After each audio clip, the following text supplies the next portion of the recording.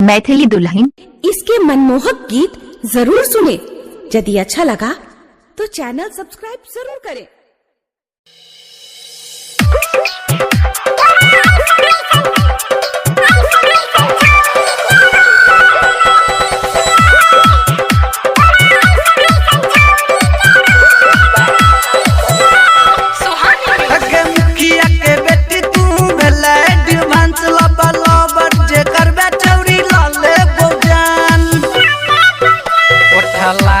Cream सुना रोज दै छियै, ओठा लाली क्रीम सुना रोज दै छियै। तोरा ऐसन ऐसन छौरी के रोज लै छियै गे, तोरा ऐसन ऐसन छौरी के रोज लै छियै।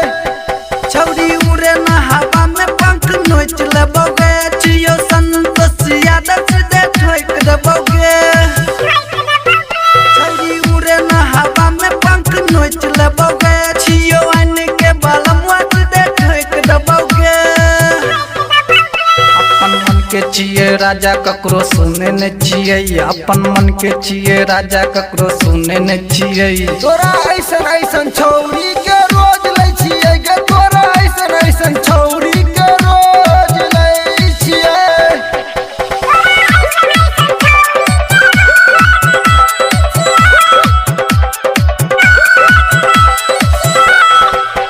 छौरी जते तू खर्चा करे छी साल में, उतना उड़ाई दे छिए गे के माल में। छौरी जते तू खर्चा करे छी साल में, उतना उड़ाई दे छिए गे के माल में। परमानेंट ने भाता टेम्पोररी सा छियै, परमानेंट ने भाता टेम्पोररी सा छियै। तोरा ऐसन ऐसन छौरी के रोज लै छियै गे, तोरा ऐसन ऐसन छौरी के रोज लै छियै।